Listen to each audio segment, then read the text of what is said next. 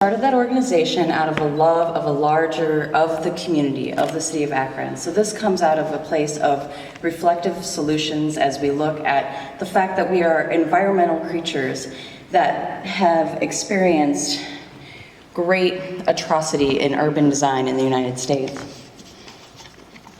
In 1939, homeowners loan corporations created a map for Akron called Akron's Residential Security Map, where the red line areas were were considered unsafe and unsuitable, boxing poor people into their neighborhoods with little hope of receiving any sort of loan to revitalize those neighborhoods.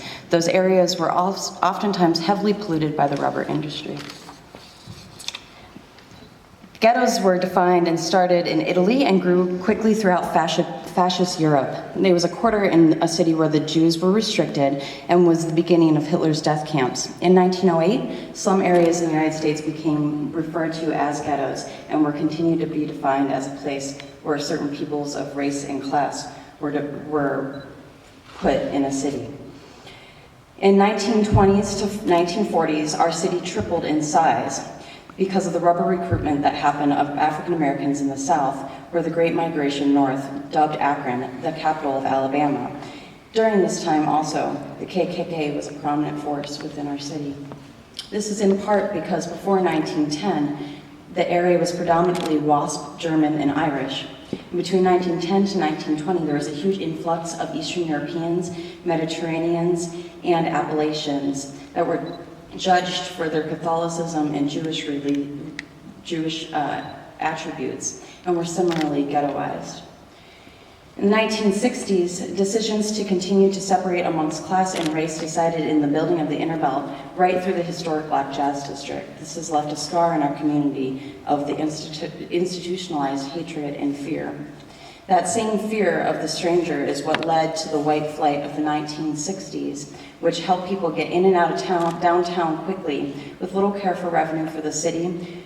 It grew our city's footprint, but kept racialized barriers intact within neighborhoods, simultaneously creating model home communities with little to no individuality amongst properties, put up large fences, and everything was based off of the automobile, which led to a mass normalization of US culture.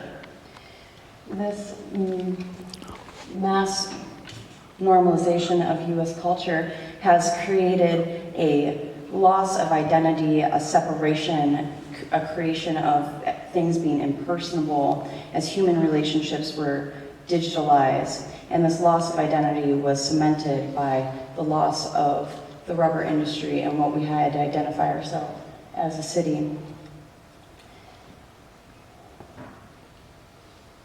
This was brought around by a larger worldwide conditioning that was perfected by colonization in the Roman grid. The grid was created to export resources quickly out of native areas and to create a police state within those areas to keep people under wraps. But in reality, we actually used to create cities like this, where communities protected one another and faced inward to create public spaces in the middle, that because people were more concerned with who they were as a community than they were about what resources they could export and what people they could exploit. This is the main tenet of an organization called the City Repair Project in Portland, Oregon. They're leading urban permaculture for 20 years around sustainable placemaking. They have led in neighbor-led neighborhood design of public spaces. And this has helped Portland create its own identity that it makes the thriving city that it is. Mark Lakeman and his neighbors began to retrofit the grid. They did this through a number of ways of painting the streets, which helped to create identity, slow traffic, as well as create a public commons. And they would create food forest edges to feed their community and shelters for people to hang out and exchange things. But that is not entirely what's most important for us, because Portland is different than Akron. Portland has 500 people that move there every day. Akron has 12 families that move from here every week. And in that, also, we have this outdated identity. But what is truly exciting is the neighbor-led neighborhood design or participatory design that is based off of people care, planet care, and equal share. This is done through a technique called tactical urbanism, which is pop-up to semi-permanent structures that can be used to inform and create space to create more permanent design.